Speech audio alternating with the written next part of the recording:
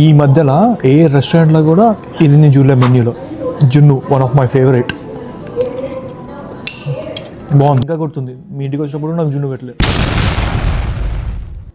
అసలు ఈ పేరు వినడమే ఫస్ట్ టైం నేను, spinach liver. Hello Chicago people, welcome back. ఈరోజు నేను ఒక మంచి వెజిటేరియన్ రెస్టారెంట్ చూపించబోతున్నాను. అదే ఇడ్లీవడ బీస్ట్రో. ఈ రెస్టారెంట్ నేపర్వెల్లో ఉంది. ఏ కామ్ అండ్ క్లాసీ అంబియన్స్తో ఫ్లేవర్ఫుల్ వెజ్ రెసిపీస్ ఉంటాయి ఇక్కడ. మేము ఫస్ట్ ఆర్డర్ చేసింది పాలక్ లివర్. నాకు అన్నిట్లో ఈ డిష్ చాలా బాగా నచ్చింది. అసలు నాన్ వెజ్కి కొంచెం కూడా తీసుకోకుండా చేశారు. మీరు కనుక వెజిటేరియన్ అయితే ఈ డిష్ పక్కా ట్రై చేయాలి.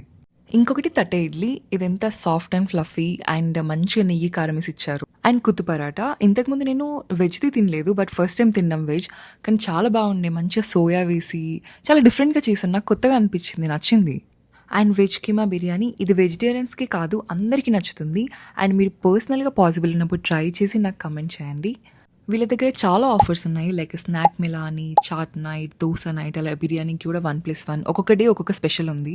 ఆల్సో బ్రేక్ఫాస్ట్ బఫే ఉంది వీకెండ్. అంటే టీ పర్సన్ కూడా కాఫీ పర్సన్ అయిపోయేలాగుందా.